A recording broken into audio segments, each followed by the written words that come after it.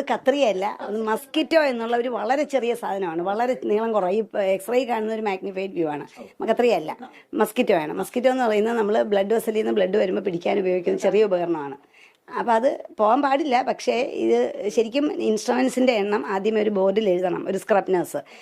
പിന്നെ കഴിയുമ്പോഴും ഇൻസ്ട്രുമെൻ്റ് എണ്ണം ചെക്ക് ചെയ്യണം. പക്ഷേ ഗവൺമെൻറ് ഹോസ്പിറ്റലുകൾ എൻ്റെ അറിവിൽ എടുത്തോളം ഫ്ലോർ നഴ്സ് എന്നൊരു സ്റ്റാഫ് ഉണ്ടാവാറില്ല. അപ്പം ചെയ്യുന്ന ഡോക്ടറും ചെയ്യുന്ന സിസ്റ്ററും കൂടെ ഇത് ആദ്യമേ ഒന്ന് എണ്ണും.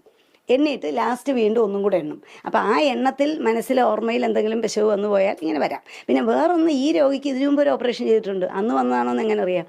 ഈ ഓപ്പറേഷനിലാണ് വന്നതെന്ന് എന്താ ഓർമ്മ? 20 വർഷം മുമ്പോ അല്ല 30 അനങ്ങാതിരിക്കുക. ഇത് പാക്കും ഇരിക്കാം, ഇതും ഇരിക്കാം. പിന്നെ വേറെ എന്നുള്ളത് എന്താണെന്ന് വെച്ചാൽ ഇപ്പം അവർ പോയത് ഇതിനൊന്നുമല്ല, അവർക്ക് മൂത്രത്തിൽ കല്ലിൻ്റെ അസുഖത്തിന്, അതിൻ്റെ വേദനയായിരുന്നു. ഈ സർജറി ചെയ്തത് അല്ല, ഞാനല്ല ചെയ്തത്. അല്ല എന്ന് 100% എനിക്കറിയാം. ഞാനല്ല, അന്ന് ഞാൻ റിട്ടയർ ചെയ്യുന്നതിന് തൊട്ട് മുന്നെയാണ്.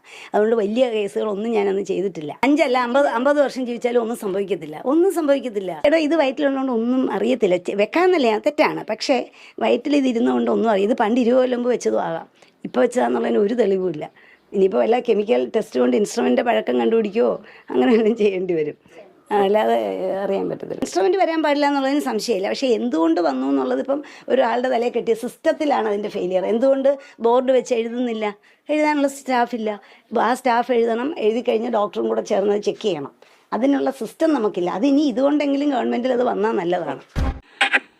ആലപ്പുഴ വണ്ടാനം മെഡിക്കൽ കോളേജിൽ ഈ ഫെബ്രുവരി മാസം കഴിഞ്ഞ ഒരു സംഭവമാണ് കേട്ടോ. ഓപ്പറേഷൻ ചെയ്തിട്ട് വയറ്റിൽ നിന്നൊരു കത്രിക എടുത്ത സംഭവമാണ്. ഈ ഡോക്ടർ ഇത്ര കൂളായിട്ട് സംസാരിക്കുന്നത് എന്ന് വെച്ചാൽ, കൊറോണ സമയത്ത് ഒരു ഓപ്പറേഷൻ കഴിഞ്ഞിട്ട് അതിൽ കത്രിക മറന്ന് വെച്ചിട്ട് പിന്നെ ഇപ്പം ഒരു വയറുവേദനയാണ്. തുടർന്നിട്ട് വീണ്ടും എക്സ്റേ ചെയ്ത് നോക്കുമ്പോഴത്തേക്ക് കത്രിക അതിലുണ്ട്. ഇപ്പം മൂത്രത്തിൽ കല്ല്, അതാന്ന് തോന്നും ഈ ലേഡിക്ക് ഇപ്പം വന്ന അസുഖം. അപ്പോൾ എക്സ്റേ ചെയ്ത് നോക്കുമ്പോഴാണ് ഇത് മറന്നു വെച്ച കാര്യം അവരറിയുന്നത്. എത്ര കൂളായിട്ടാണല്ലേ ആ ഡോക്ടർ അഭിമുഖത്തിൽ പറയുന്നത്. ഇത് എത്ര വർഷം വെച്ചാലും ഒന്നും ആവില്ല. അപ്പോൾ അതെന്തെങ്കിലും ആവുമോ നോക്കാൻ വേണ്ടി വെച്ചതാ, അല്ലെങ്കിൽ നിങ്ങൾ എന്താ പറയുക മറന്നു വെച്ചത് തന്നെയാണ്. അപ്പം അതുകൂടാണ്ട് ആ ഡോക്ടർ പറയുന്നതെന്ന് വെച്ചാൽ, പിന്നെ സാധാരണ വെച്ചാൽ ഓപ്പറേഷൻ ചെയ്യാൻ പോകുന്ന ആ ഒരു സമയത്ത് അതിൻ്റെ ഉപകരണങ്ങളൊക്കെ ഒന്ന് എണ്ണി തിട്ടപ്പെടുത്തണം. എന്നിട്ട് ഓപ്പറേഷൻ കഴിഞ്ഞിട്ടാകുമ്പോൾ വീണ്ടും എണ്ണി തിട്ടപ്പെടുത്തണം.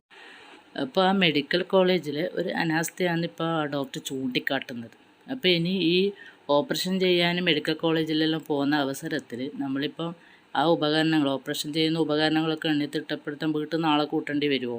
അല്ലെങ്കിൽ വല്ല ബംഗാളികളായിട്ട് ഇറക്കേണ്ടി വരുമോ? ഈ ഡോക്ടർ പ്രത്യേകം പറയുന്നതെന്നറിയോ, മതിയായ സിസ്റ്റർമാരില്ല. ഏതൊരു ഹോസ്പിറ്റലിൽ പോയി നോക്കിയാലും രോഗികളാൻ കാട്ടി കൂടുതൽ നഴ്സുമാരായിരിക്കും. എന്നിട്ടും ഇങ്ങനത്തെ മെഡിക്കൽ കോളേജിൽ ആളില്ല, സിസ്റ്റർമാരില്ല എന്നാണ് ഇപ്പോൾ ആ ഡോക്ടർ കണ്ടെത്തിയ ഒരു കുറവ്. അതിലല്ല വലിയൊരു തമാശ. ഇത് എത്ര വർഷം വെച്ചാലും ഒന്നും ആവില്ല. എന്നിട്ടും തെറ്റിനെ ന്യായീകരിക്കുന്നു. കാരണം എന്ന് വെച്ചാൽ, ഇങ്ങനെ ഒരു തെറ്റ് ആ ഡോക്ടറല്ല ചെയ്തതിന് മറ്റുള്ള ഡോക്ടർ ചെയ്താലും ആ ഡോക്ടർ എന്താ പറയണ്ടേ?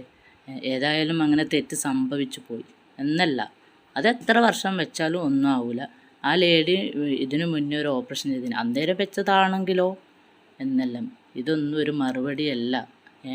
ആ ലേഡി ഇത്രയും കാലം വേദന സഹിച്ച് വീണ്ടും ഓപ്പറേഷൻ ചെയ്ത് വീണ്ടും എന്താ പറയുക വേദന സഹിച്ചതൊന്നും ഒന്നുമില്ല.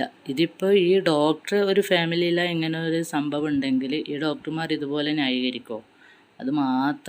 അതിന് മാത്രം ഇത് കണ്ടവരൊന്ന് കമൻറ്റ് ചെയ്യുക.